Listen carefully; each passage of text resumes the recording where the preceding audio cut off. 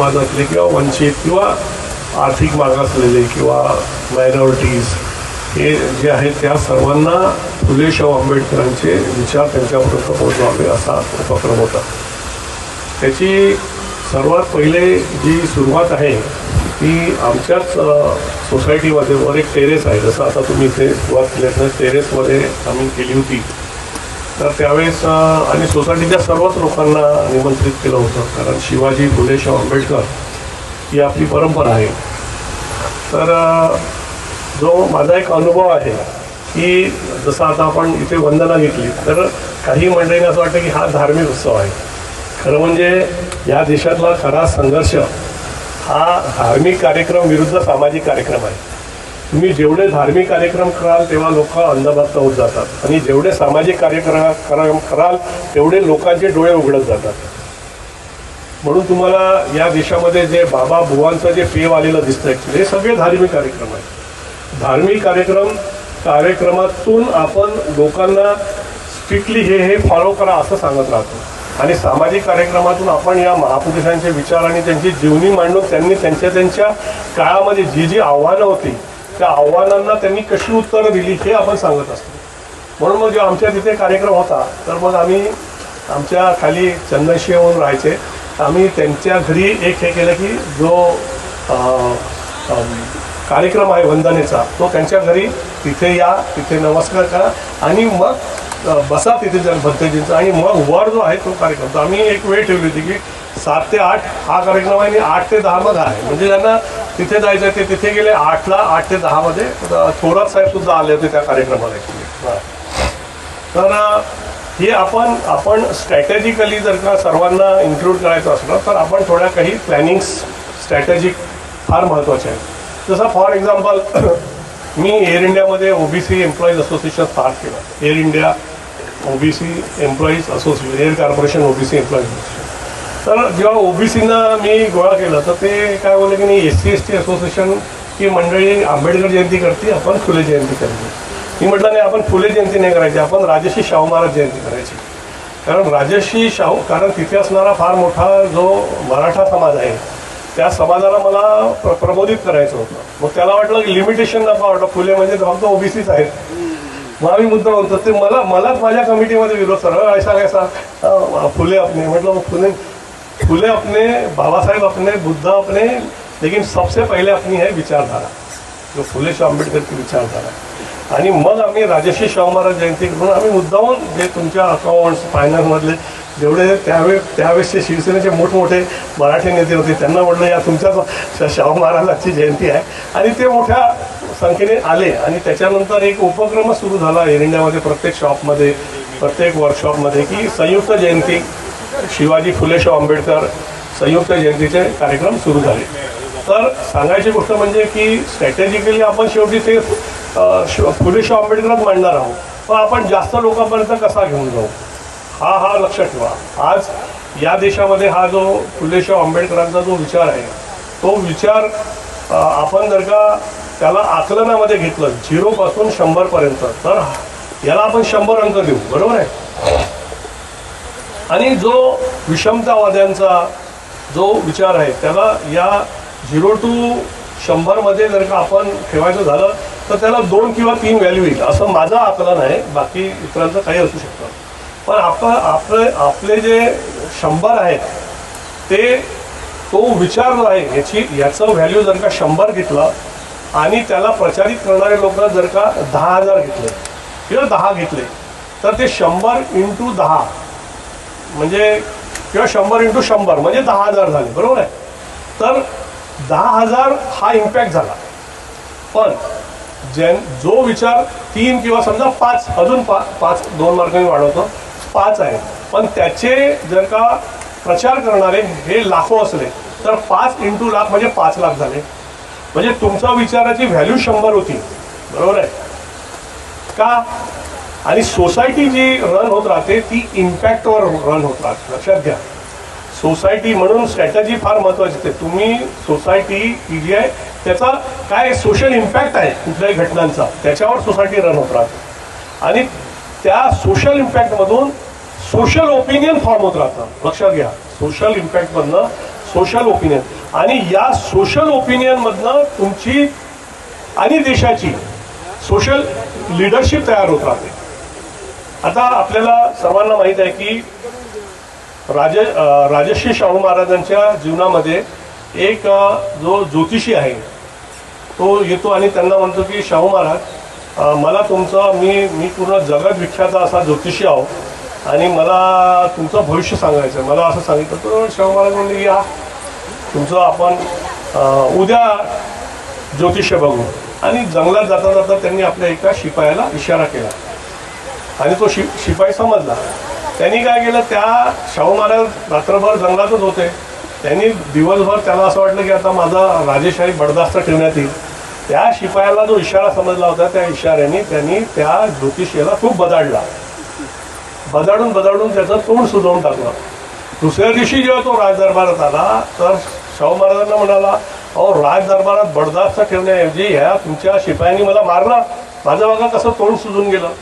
तर शाहू महाराज बोलले की मी गेल्यानंतर 2 तासात तुला एवढा मार पडणार होता, हे भविष्य तुला माहीत नव्हतं, तर तू काय मला माझं भविष्य सांगणार होता.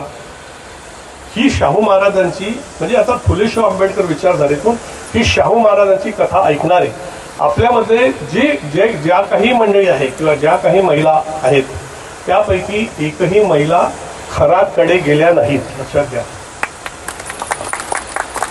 कारण त्यांना माहीत आहे त्याचा तो ज्योतिष्य जर का खरंच सांगत होता तर त्याला त्याचं ज्योतिष्य कळलं नाही का की काही दिवसानंतर आपली वरात निघणार आहे म्हणून. म्हणजे हे ज्योतिष्य वगैरे जे आहे, म्हणजे ही बघा ही विचारधारा आहे. तर हे सगळं थोतांड आहे. हे थोतांड पण तो एवढ्या ताकदीने राबवत होता.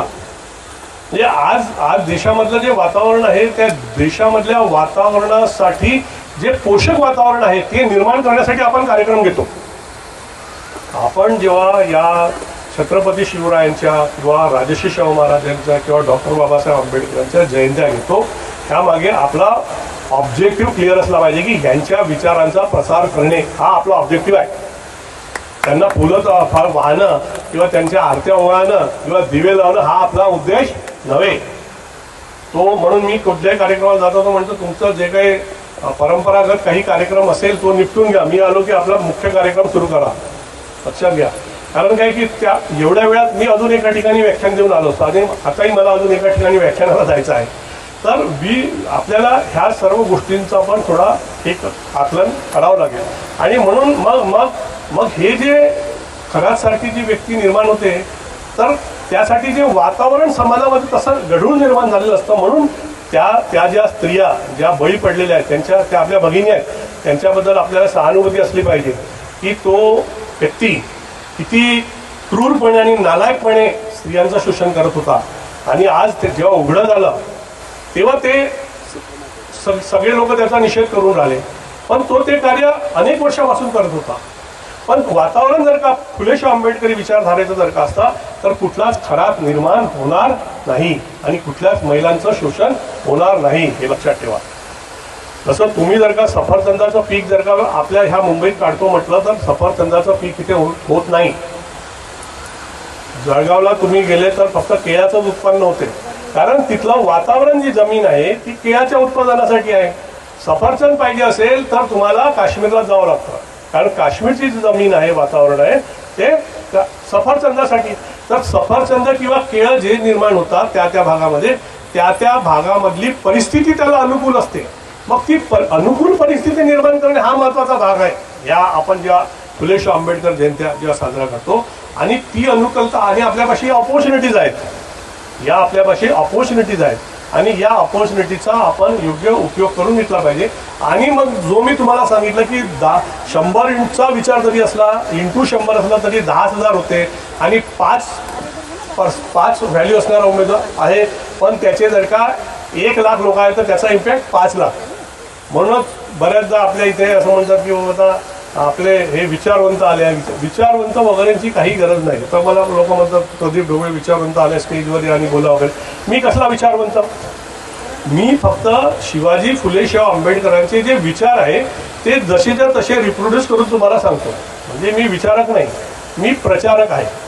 मग असे प्रचारक आपल्यापाशी खूप कमी आहे, कारण मल्टिप्लिकेशन जे 100 निघून राहिलं किंवा मल्टिप्लिकेशन बाय 2 लाख निघून राहिलेलं आहे. तर त्या विरोधी म्हणजे किंवा विषमतावादी लोकांनी प्रचारक जास्त निर्माण केले. ते काय झाला आता आपले प्रचारक आपल्याला सांगतील म्हणून. तर त्याच्यामुळे पण तो विचार आपल्यासाठी आपल्या देशाला समोर नेणार आहे का?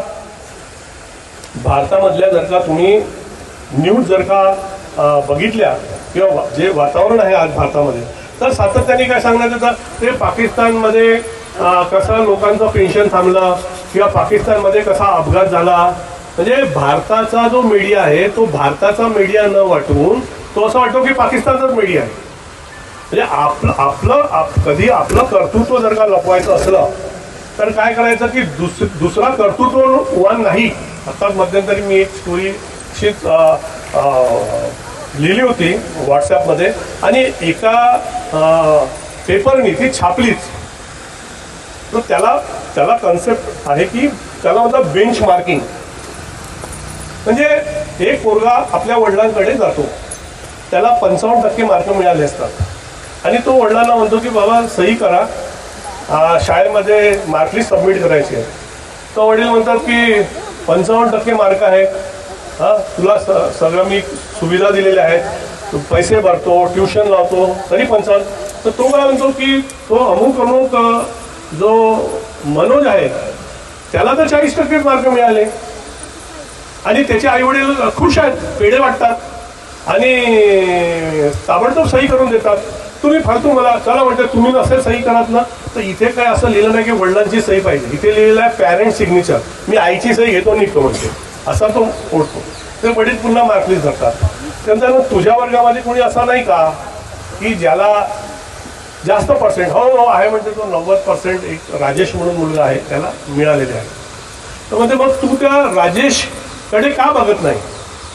राजेशकडे बघणं ही एक विचारधारा आहे आणि मनोजकडे बघणं ही पण एक विचारधारा आहे. लक्षात घ्या, राजेशकडे बघणं ही एक विचारधारा आहे. कुठली विचारधारा आहे?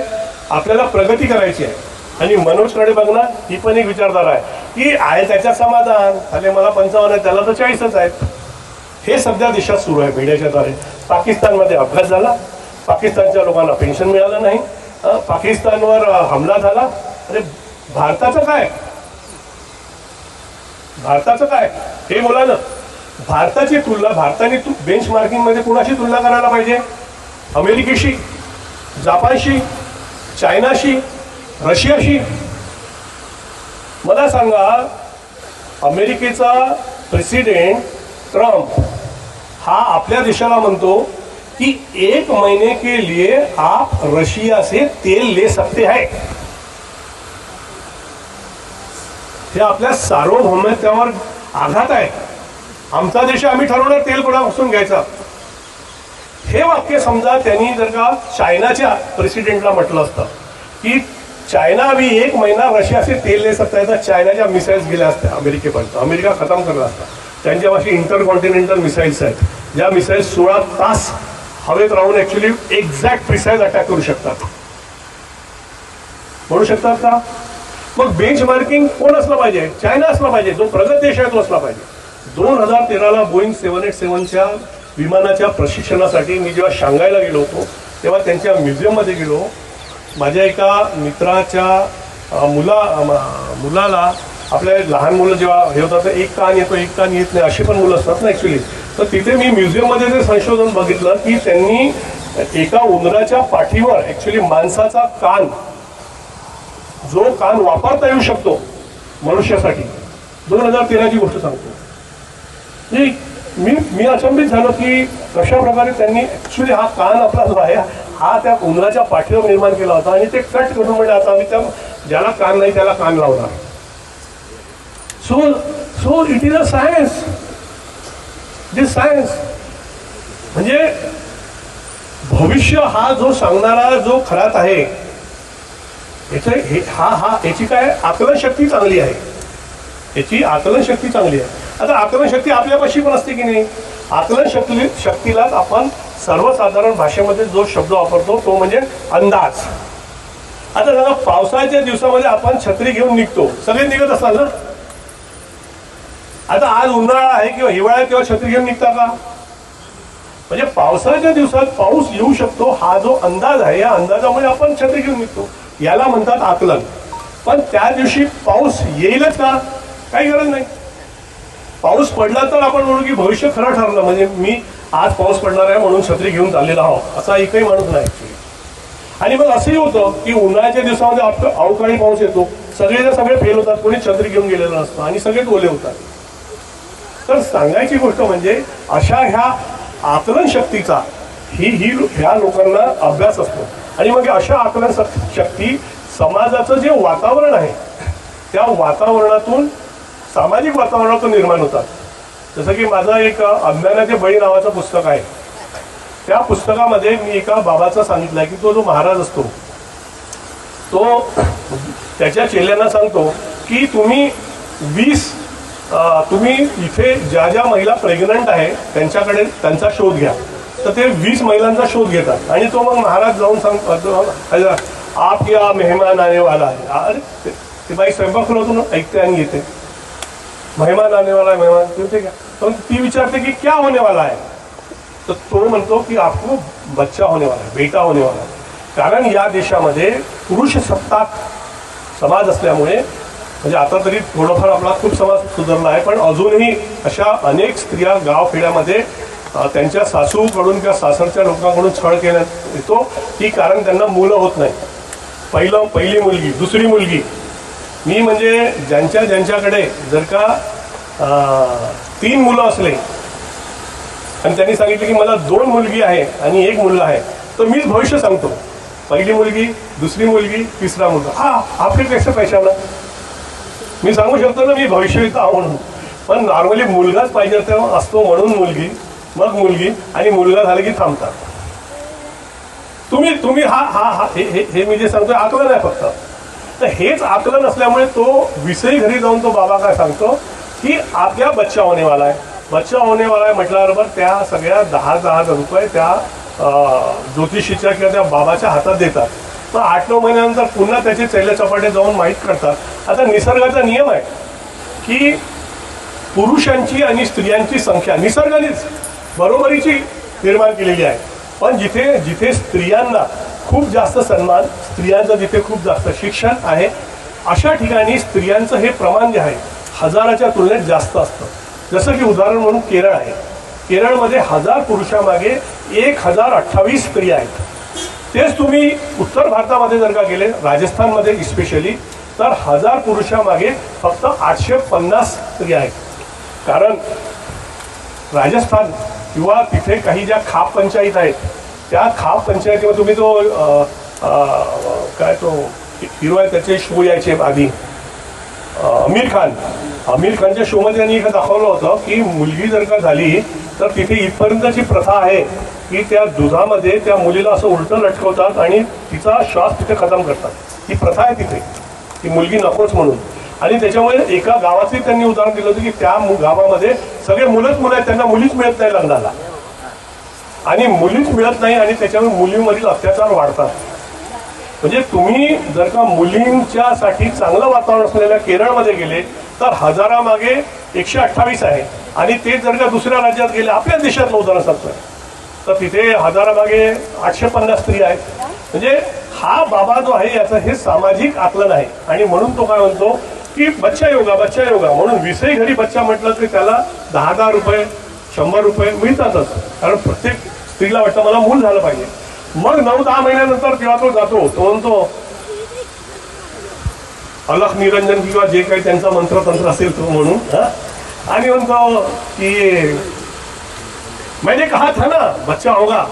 ती बाई येते, आता ती 100 नाही देत, आता ती 1000च देते आणि पायाच पडते त्या महाराजांच्या.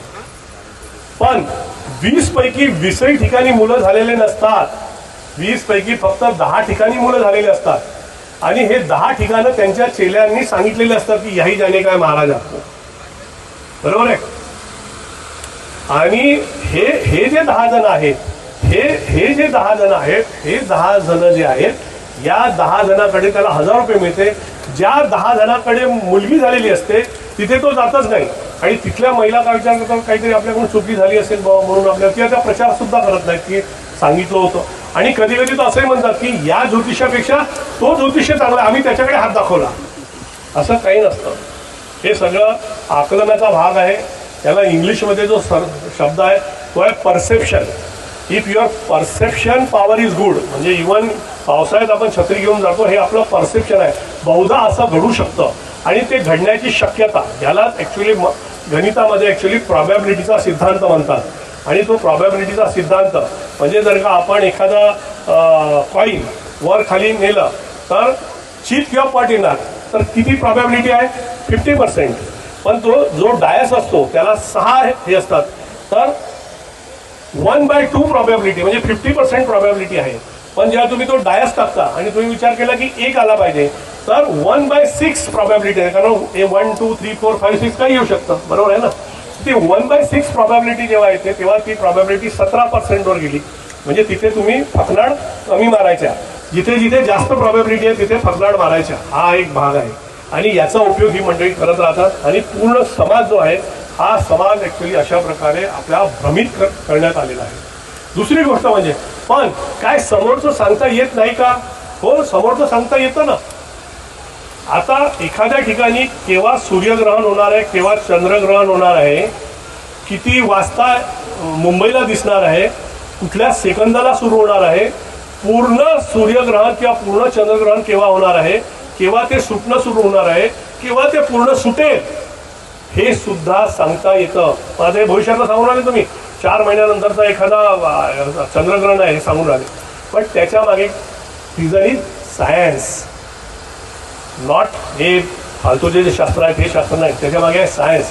कारण की सायन्सनी प्रत्येक जो ग्रह आहे, म्हणजे मग आता आपण जेव्हा सूर्यग्रहण किंवा चंद्रग्रहणाच्या गोष्टी करतो तर हे साधी गोष्ट आहे की सूर्यग्रहण म्हणजे काय, तर आपल्याला जो चंद्र आहे तो आडवा आला आणि म्हणून सूर्य दिसून नाही राहिला, बरोबर आहे. किंवा सूर्यग्रहण म्हणजे चंद्रग्रहण म्हणजे काय की चंद्राचा जो भाग सूर्याने लपवून टाकला, बरोबर आहे, म्हणजे सावली पडली त्याची. तर अशा म्हणजे बेसिकली हे एका रेषेत जेव्हा येतात एक दुसऱ्याने लपवलं की तो दिसला नाही किंवा तो काळा झाला की त्याला आपण ग्रहण म्हणतो ॲक्च्युली. तर सर्व या चंद्राची, सूर्याची आणि पृथ्वीची जी फिरण्याची वलयबद्ध फिरण्याचं जे सायन्स आहे ते वैज्ञानिकांनी शोधून काढलेलं आहे. इथे युरोप आणि अमेरिकेमध्ये आणि चायनामध्ये, रशियामध्ये 24 तास याच्यावर वैज्ञानिकांनी काम केलेलं आहे. आणि म्हणून ते सांगतात की या भ्रमणाद्वारे अशा वेळेस हे ग्रहण होणार आहे आणि त्याचा आपण उपयोग करतो. हे भविष्य चांगलं झालं. म्हणजे आपल्याला आपल्या मुलांना जर का इंजिनियर बनवायचं झालं तर आपल्याला कोण वेगळं सांगायची गरज आहे का की याला इंजिनिअरिंग कॉलेजमध्ये टाका, म्हणून आपण इंजिनिअरिंग कॉलेजमध्ये टाकणार. डॉक्टर बनायचं झालं एखाद्या मुलाला तर तो मेडिकलमध्ये प्रवेश घेणार आहे, वेगळं सांगायची गरज आहे का. तर या सर्व साधारण ज्या गोष्टी असतात या गोष्टीचा हे लोक फसवण्यासाठी उपयोग करत असतात. आणि म्हणून मला असं वाटतं की ही जी विचारधारा आहे ही विचारधारा एक रॅशनल विचारधारा आहे, तार्किक विचारधारा आहे. अमेरिकेच्या प्रेसिडेंटचे बराक ओबामाचे मी स्पीचेस ऐकलेले आहेत. तर त्याच्या स्पीचेसमध्ये प्रेसिडेंट ऑफ द अमेरिका जे बोलतो आहे ते त्याच्यामध्ये तो डेटा बघतो त्या डिस्ट्रिक्टमध्ये जाऊन की इथे किती मुलांना फिजिक्समध्ये 90पेक्षा जास्त मार्क आहे, किती मुलांना मॅथमॅटिक्समध्ये 80पेक्षा जास्त मार्क आहे. आणि त्याच्यावरून ते देशाची प्रगती ठरवतात की how scientific society we are creating. आपल्याकडे आहे का तसं? त्याच्यामुळे तुम्हाला एक विश्वगुरू बनायचं आहे, बनलं पाहिजे. कारण भारत देशामध्ये एक काळ असा होता, लक्षात घ्या, भारत देशात एक काळ असा होता की आपण जो आपला हा पृथ्वी आहे या पृथ्वीची जी मेरिडियन लाईन गेलेली आहे इंग्लंडमधून ॲक्च्युली, त्याच्या तिकडला जो भाग आहे त्याला आपण पाश्चिमात्य म्हणतो आणि याला पौर्वात्य म्हणतो. तर पाश्चिमात्य राष्ट्र म्हणजे अमेरिका किंवा युरोपमध्ये पाश्चिमात्य राष्ट्रातून या पौर्वात्य राष्ट्रामध्ये विद्यार्थी शिकायला यायचे. त्यावेळेस नालंदा, तक्षशिला अशी विद्यापीठं होती. तो बुद्धकालीन एज आहे ते, बरोबर आहे. आज काय आहे? आज प्रत्येक इथला भारतीय पॅरेंट तडफडत आहे की माझ्या मुलाला अमेरिकेच्या युनिव्हर्सिटीत पाठवायचं म्हणून शिकायला. म्हणजे आज ह्या पौर्वात्य देशातले लोक पाश्चिमात्य देशाकडे शिक्षण घ्यायला जात आहेत. म्हणजे तिथे शिक्षण आपल्यापेक्षा कितीतरी उच्च पटीचं मिळतं म्हणून आपण तिथे जातोय. पण एक काळ असाही होता की तिथली मंडळी इकडे शिक्षण घ्यायला यायची.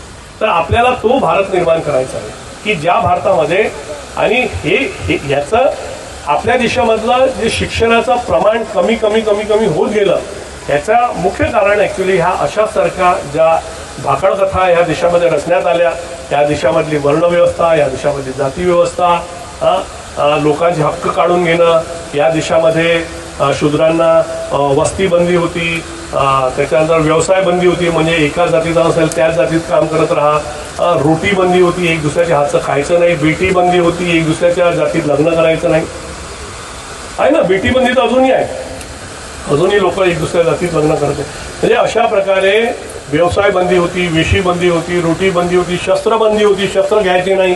शस्त्र घेणारा पहिला आपला म्हणजे सम्राट अशोकाचा काळ तर ग्रेट होताच, पण नंतरचा हा आपला राजा आहे छत्रपती शिवराय. या छत्रपती शिवरायांनी शस्त्र हाती घेऊन ते जे मनुस्मृतीचे सप्तबंदीचे नियम आहे तो पहिला नियम तोडला. आपल्याला शिक्षण बंदी आहे, तर ही जी शिक्षण बंदी आहे ही महात्मा ज्योतिराव फुल्यांनी 1 जानेवारी 1848ला पहिली शाळा, मुलींची पहिली शाळा पुण्यामध्ये काढली आणि शिक्षण बंदी तोडली. आणि हा जो प्रवाह आहे हा सुरू झाला होता. या प्रवाहाला अथांग ध्यान असलेल्या डॉक्टर बाबासाहेब आंबेडकरांनी भारतीय संविधान रूपी एक महासागर आपल्याला दिलेला आहे. ह्या महासागरामध्ये जे आर्टिकल 19 आहे त्या आर्टिकल 19 मध्ये म्हटलेलं आहे की आता कुणीही कुठल्याही व्यवसाय, कुठल्या जात वगैरे नाही, तुमच्या सर्वांची आता ओळख काय निर्माण झालेली आहे, भारतीय नागरिक. तुम्ही इथे एअर इंडियाचे लोक आहेत, तुम्ही जेव्हा विदेशात जाता तेव्हा विदेशात जाताना तुम्हाला भारताचा राष्ट्रपती पासपोर्ट देतो, तो पासपोर्ट तुम्हाला भारतीय नागरिक म्हणून देतो. आणि अमेरिका किंवा युरोपमध्ये जेव्हा तुम्हाला व्हिसा मिळतो ते तुम्ही भारतीय नागरिक आहे असं म्हणून मिळतं. तर हे आपण भारतीय नागरिक जर का बनायची प्रक्रिया आपल्याला स्ट्रेंथन करायची असेल तर आपल्याला सर्वांना एक दुसऱ्याच्या जवळ यावं लागेल. एक दुसऱ्याला जवळ यावं लागेल म्हणजे एक दुसऱ्याचा आपल्याला विचार समजून घ्यावा लागेल.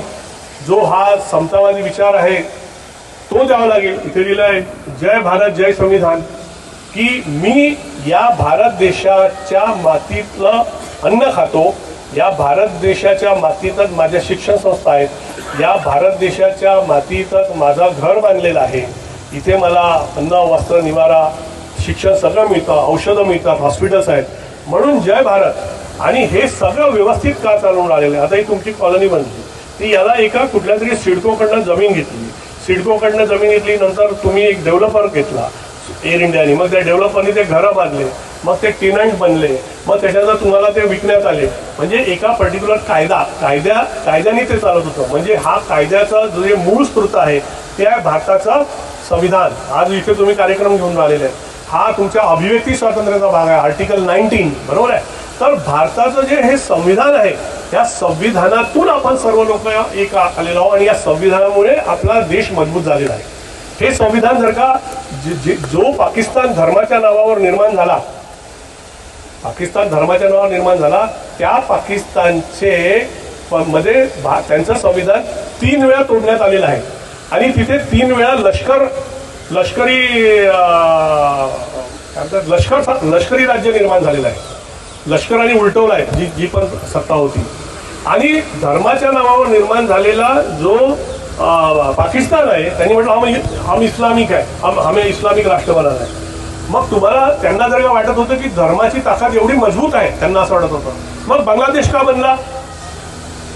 हा प्रश्न जे लोक आजकाल असं म्हणतात की हमको हमारा भी राष्ट्र क्यों नहीं चाहिए, त्या लोकांनी विचार केला पाहिजे की धर्माच्या नावावर बनलेलं राष्ट्र पाकिस्तानचे 25 वर्षातच 2 तुकडे झाले. पण आपला जो देश आहे, जे डॉक्टर बाबासाहेब आंबेडकरांनी आपल्याला जे संविधान दिलेलं आहे, या संविधानामुळे आपला देश आजही 75-80 वर्षानंतर एकजूट आहे. एवढाच नव्हे तर आपल्या देशामध्ये गोवा जॉईन झालं, पांडिचेरी जॉईन झालं, 1974ला सिक्कीम जॉईन झालं. सिक्कीमला तर दोन्ही चॉईस होते की ते चायनाकडे जाऊ शकत होते आणि भारताकडे येऊ शकते. पण चायनामध्ये समृद्धी जास्त होती फायनान्शियल, पण आपल्याकडे वैचारिक समृद्धी या भारतीय संविधानामुळे होती. तर त्यांनी विचार केला की नाही आपण भारतामध्येच जावं. आणि तिथे 50-50% बुद्धिस्ट आणि हिंदू असं पॉप्युलेशन आहे. तर सांगायची गोष्ट म्हणजे आपलं एक्सपान्शन होऊन राहिलेलं आहे त्या भारतीय संविधानामुळे. तर त्यांचं कॉन्ट्रॅक्शन होऊन राहिलं किंवा डिव्हिजन होऊन राहिलं. अजूनही बलुचिस्तानचा प्रश्न पाकिस्तानला आहे.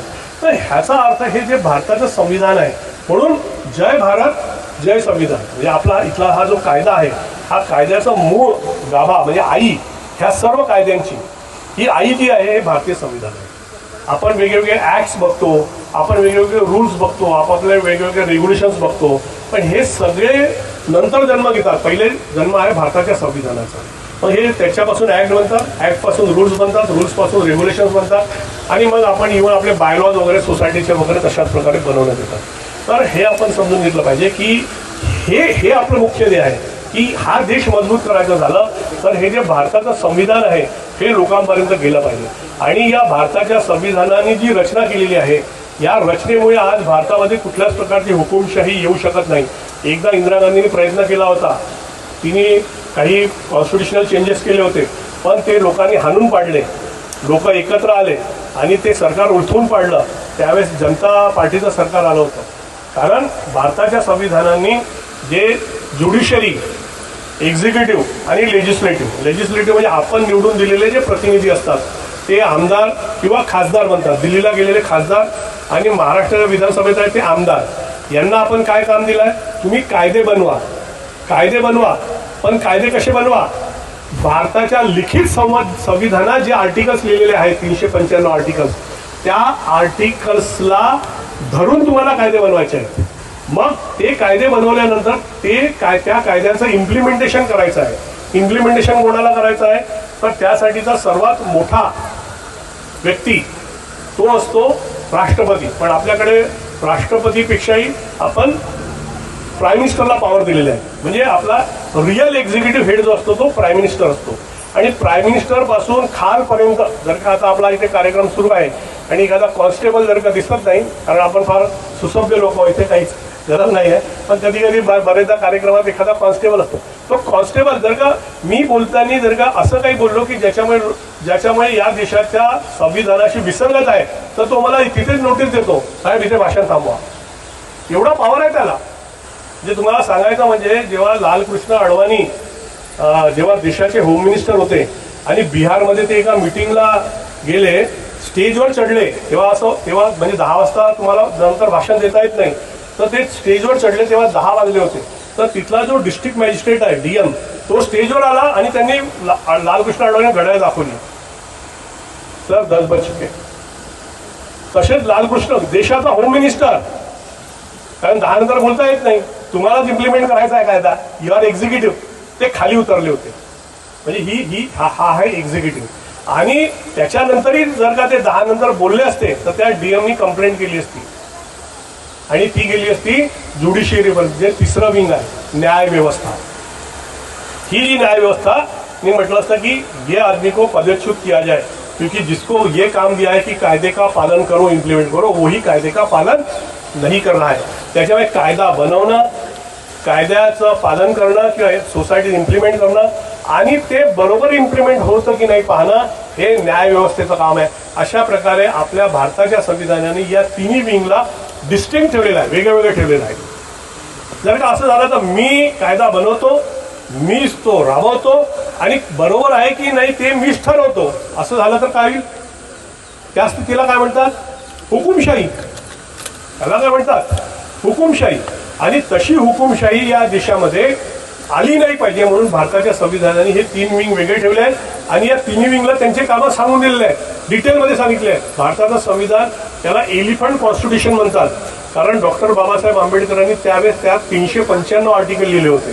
तर ते 395 आर्टिकल्स म्हणजे वेल डिफाईन्ड आहेत. आणि त्याच्यामुळेच मला असं वाटतं की हे आपण संविधान जे आहे त्यामध्ये असणारी जी तत्व आहेत, स्वातंत्र्य, समता, बंधुभाव, सामाजिक न्याय, आपले जे फंडामेंटल राईट्स निर्माण झालेले आहेत चॅप्टर 3 नुसार, ॲक्च्युली आपल्याला डिरेक्टिव्ह प्रिन्सिपल जे आहेत फॉर द स्टेट ते आपण बघितले पाहिजे. त्या डिरेक्टिव्ह प्रिन्सिपलमध्ये आहे की पहिले काय व्हायचं की मजूर म्हणून काम करणाऱ्या बाईला 300 रुपये मिळायचे आणि माणसांना 500 रुपये मिळायचे. तर वेज ॲक्ट, त्याला सेम वेज ॲक्ट, बरोबर आहे, दोघांना आता 500-500 रुपये द्यावं लागतं. कधी कधी असं व्हायचं की कोणाला 50 रुपये द्यायचे आणि कोणाला 500 रुपये द्यायचे.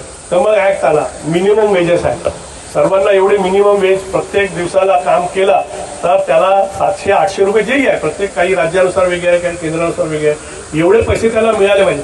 अशा प्रकारे या देशामध्ये आणि प्रत्येक व्यक्तीला एक व्यक्ती एक मत देण्यात आलं, बरोबर आहे. या प्रकारे या देशामध्ये राजकीय समानता प्रस्थापित करण्यात आली. पण आपल्यासमोर आजही जे 2 चॅलेंजेस आहेत ते आहे की या देशामध्ये सामाजिक समानता आणि तशीच या देशामध्ये आर्थिक समानता निर्माण करायची आहे. तर ह्या गोष्टी दृष्टीने आपल्याला मार्गक्रमण व्हायचं आहे की या असा देश आपल्याला. माझ्याकडे जी काम करणारी मोलकरीण बाई येते तिला आम्ही म्हणतो की तुम्ही सोफ्यावर बसा म्हणून, ती बसायला बघत नाही. ती म्हणते नहीं आपके घर तो ठीक है सर, सब लोग बराबर व्यवहार करते हैं, मगर मैं वही सोफे में अगर किसी दूसरे के घर में जाके बैठूंगी तो लोग बोलते हैं की अच्छा तू सोफे बैठती है. म्हणजे ही सुरुवात आपण आपल्या घरापासूनही करू शकतो असं माझं म्हणणं आहे. आपलं घरच स्वतः आदर्श बनवा. की त्या बाईनी सांगितलं पाहिजे की भाई वो ढोबले साहब के घर रहना एक्चुअली तो हमको वो सोफे पे बैठाते और वो नाश्ता करते रहते तो हम मेरे को भी नाश्ता देते हैं. साधी गोष्ट आहे. हेच आहे संविधान. हे संविधान आपल्या घरापासून सुरू करा, हे वाढत जाईल. आणि नुसतं प्रवचन किंवा प्रबोधन किंवा प्रचारक बनण्यापेक्षा तुम्ही आपल्या कार्यातून जर का हे करायला लागले तर त्याचा प्रचार अधिक होतो. लक्षात घ्या. जो काय तुकाराम महाराजांचं ते आहे काय, जैसे सांगे तैसा वागे त्याची वंदावी पावले असं आहे ना मॅडम. बोले तैसा चाले त्याची वंदावी पावले असं जे म्हणतात आहे ना. तर शेवटी आपल्याला आणि मग त्यांनी असंही म्हटलं की जे काही आपल्याला कार्य करायचं आहे तर आपण इथून या लोकांना पृथ्वीवरून गेल्यानंतर काही आपण पैसे गिसे आपले वर घेऊन जाऊ शकत नाही. त्याच्यामुळे मरावे परी कीर्ती रूपे उरावे, म्हणजे आपण लोकांनी सांगितलं पाहिजे हे सगळं तेच ॲक्च्युली कीर्ती रूपे उरावे. ॲक्च्युली हे 200वी जयंती महात्मा फुलेंची आपण साजरी करत आहोत. आता आपण आपल्याच पिढीमधला आपला जो आजोबा आहे त्याची जयंती साजरी करत नाही, बरोबर आहे, माहीत असून, किंवा वडिलांची जयंती आपण करतो जास्तीत जास्त 10-15 आहे ना. तर बट हे कीर्तिरूपे उरलेले आहेत. आणि म्हणून एक गोष्ट अजून लक्षात ठेवा की जसं जसं आपला प्रगती होते, आपला विकास होतो, आपल्यापाशी थोड्या प्रमाणामध्ये आर्थिक स्थिती आपली चांगली होते, तर त्या आर्थिक स्थितीचा आपण कुठेतरी समाजाचा भलं होण्यासाठी त्याचा उपयोग करायला पाहिजे. तसं आता हे तुमचा हा कार्यक्रम झाला, या कार्यक्रमात सर्वांनी कॉन्ट्रीब्यूट केलं असेल. त्या शीर्षासाठी तुम्हीच दिले का तर तुमचा बॅनर लागला असता इथे. आजकाल तसे पण आहेत. काही आम्हाला आमच्या संघटनेचे कार्यक्रम होतात तर तिथले आमदार खासदार येतात आणि म्हणतात साहेब जेवण माझ्याकडून हे घ्या, कितीची रिसिप्ट पाहिजे, 50,000. मी म्हणतो त्यांना आमची मॅक्सिमम ओबीसी सेवा संघाची रिसिप्ट 5,000ची आहे, ती फाडा तुम्ही. एका आमदारांनी म्हटलं मला 2 रिसिप्ट फाडायचे आहे. म्हटलं ठीक आहे 2 फाड, एक स्वतःच्या नावाने फाड म्हटलं, एक बायकोच्या नावाने फाड. मग त्या कार्यक्रमामध्ये तो आला आणि तो आमदार येऊन बसला आमच्या ओबीसी सेवा संघाच्या जळगावच्या कार्यक्रमामध्ये. मग त्याच्या कार्यकर्त्याच्या थ्रू मी स्टेजवर बसलो होतो. मेसेज टाकला की साहेब म्हणतात की मला मंचावर बोलवा. मी म्हटलं नाही, त्यांनी वर्गणी दिलेली आहे, तो ऐकायला आलेला आहे. जर का तो मंचावर बसण्याच्या लायकीचा असता आणि तसं त्याचं काम जर का असतं या सगळ्या आमदार खासदाराचं, तर प्रदीप ढोबळेला असं इकडे तिकडे जाऊन हे प्रचार करायची गरज पडली नसती. मला पण माझं बढिया फॅमिलीसोबत सुखी जीवन जगायचं आहे, सॅटर्डे संडे मला एन्जॉय करायचं आहे. पण तुमच्या नालायक शब्द वापरत नाही, पण जे काम तुम्हाला दिलेलं आहे, ज्या कामासाठी तुम्ही निवडून येता ते काम तुम्ही करत नाही, म्हणून आम्हाला समाजात जाऊन हे सांगावं लागतं. आणि म्हणून समाजामध्ये जशा प्रकारे धार्मिक संघटना असतात त्या धार्मिक संघटनेच्या माध्यमातून निश्चित लोकांना असा मेसेज जात असेल तिथे खूपच चांगलं आहे की आपण सगळी एकाच देवाची लेकरं आहोत, एकाच ईश्वराकडून आपण निर्माण झालेलो आहोत आणि आपलं तसं वागणंही असलं पाहिजे. असं असेल तर त्या धार्मिक कार्यक्रमालाही काही हरकत नाही. राजकीय कार्यक्रमातून भारतीय संविधान सांगण्यात आलं पाहिजे आणि अशा प्रकारे सामाजिक कार्यक्रमातून सातत्याने जिथे कुठेतरी डेव्हिएशन होत आहे ह्या दोन्ही प्रोग्राममध्ये तर ते डेव्हिएशन सांगण्यात आलं पाहिजे. आणि त्यासाठी मला असं वाटते हे सामाजिक कार्यक्रम आणि या सामाजिक कार्यक्रम आपण कुठल्या निमित्ताने घेतो तर आपण जयंतीच्या निमित्ताने घेतो. आता महात्मा फुलेंची 200वी जयंती, बाबासाहेबांची 135वी जयंती, तर काल मला नागेश चौधरींचा फोन आला होता, त्यामुळे काय आपण वर्षभर कार्यक्रम राबवले पाहिजे. मी म्हटलं घ्या, पूर्ण महाराष्ट्रात 200 जयंती काही त्यांची त्याच दिवशी मानवली पाहिजे असं काही नसतं. मला एक आठवतो, मी एका वर्षी डॉक्टर बाबासाहेब आंबेडकरांची जयंतीचे 60 कार्यक्रम केले होते. 14 एप्रिलला माझा कार्यक्रम सुरू झाला होता, तर शेवटला माझा कार्यक्रम 14 जूनला झाला होता. तर त्यांनी असं म्हटलं आहे का की माझी याच दिवशी जयंती करा? असं नाही आहे. जयंती हे निमित्त आहे, पण मुख्य ऑब्जेक्टिव्ह काय आहे की त्यांच्या विचारांचा प्रसार करणे, जेणेकरून एक माणूस दुसऱ्या माणसासोबत माणसासारखा व्यवहार करायला लागला पाहिजे. सर्व भारतीय आपण देश स्वतंत्र झालो आहोत, तर सर्वांना संधी मिळाली पाहिजे, सर्वांचा विकास झाला पाहिजे. हे या महापुरुषांचे ऑब्जेक्टिव्ह होते.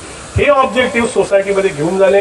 जसं आम्ही एअर इंडियामध्ये नोकरी करायचो, तर आमच्या एअर इंडियाच्या नोकरीमध्ये आमच्या टेबलवर असं खाली लिहिलं होतं की मी इंग्लिशमध्ये होतं ते, पण मी तुम्हाला सांगतो, त्यात असं लिहिलं होतं की मी अशा प्रकारे एअर इंडियामध्ये काम करेल की मी एक पूर्णपणे वेल मेंटेन विमान आणि इव्हन त्याच्यात बसणारी खुर्चीवर बसणारा जो पॅसेंजर आहे त्याला सुद्धा अतिशय सुस्थितीत वाटेल असे विमान मी निर्माण करतो.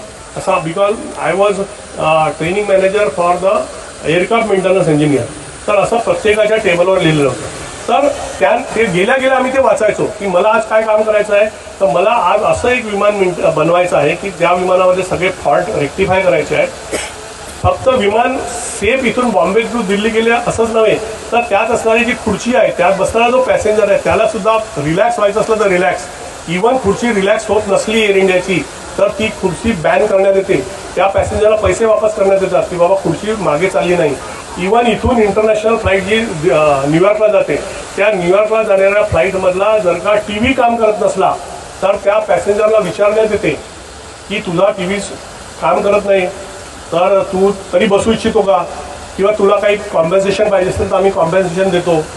इथपर्यंत म्हणजे ती खुर्ची आणि त्याच्यासोबत असणाऱ्या सर्व सुविधा योग्य असल्या पाहिजे, अशा प्रकारे आम्ही आमचं जे काम करायची पद्धत होती. मग तेच काम आपल्याला देशाच्या अनुषंगाने करायचं आहे. म्हणून मी माझ्या घरी भारतीय संविधानाचं जे प्रिएम्बल आहे त्याचं पेज लावून ठेवलेलं. माझ्या बैठक रूममध्ये तुम्ही या तर भारतीय संविधानाचं प्रिएम्बल आहे. We the citizen, we the people of India, बरोबर आहे. आणि मग काय आणू इच्छितो, तर या देशामध्ये राजकीय, आर्थिक, सामाजिक समानता आणू इच्छितो, सामाजिक न्याय आणू इच्छितो, आर्थिक न्याय आणू इच्छितो. एक प्रत्येक व्यक्तीला आपण प्रतिष्ठा देऊ इच्छितो, बरोबर आहे. Dignity of each person. कुठलं राज्य निर्माण करायचं आहे आपल्याला? सोशलिस्ट रिपब्लिक, बरोबर आहे. गणराज्य निर्माण करायचं आहे आपल्याला. तर हे मी वाचतो आणि मग मी घराच्या बाहेर निघतो. सर्वांशी मला बरोबरीचा व्यवहार करायचा आहे. आणि जेव्हा मी घरी येतो तर घरी येऊन मी पुन्हा रात्री 10 वाजता चेक करतो की मी आज कोणाशी वाईट व्यवहार केला आहे का, आज मी कोणाला जाणीवपूर्वक अपमान केलेला आहे का. मग जर का त्याशी मग झगडा झाला, वाद झाला, कुणाशी मी काही बोललो असलो तर ते मला आठवतं, संविधान सांगतं हां आज तू तसा वागला, म्हणजे मी उद्या वागणार नाही कमीत कमी. तर प्रत्येक दिवशी सकाळी ते वाचवतं. म्हणून भारतीय संविधानाचं जे पहिलं पेज आहे त्या पेज एका सोनेरी फ्रेममध्ये घ्या. ते फ्रेम आपल्या घरच्या बैठक रूममध्ये लावा. रोज सकाळी जाताना ते वाचा, संध्याकाळी आल्यावर विचारा मी भारतीय संविधानानुसार आज वागलो आहो का, आणि मग सुखाने तुम्हाला झोप येते. मला रोज सुखाने झोप येते. त्याच्या मागचं कारण हे आहे की मी ते संविधानाचं पेज वाचून निघतो, तसा वागतो, पुन्हा वाचतो, no problem, no deviation, okay sleep. तर अशा प्रकारे मला असं वाटतं की शिरसाट साहेबांनी खूप एक चांगला हा उपक्रम सुरू केला आहे. त्यांच्या या उपक्रमाचा आपण शुभेच्छा देऊ आणि यावेळी पुढच्याच यापेक्षाही मोठा पिंडाल असेल अशी आपण अपेक्षा करूया. आता त्या मॅडम उन्हामध्ये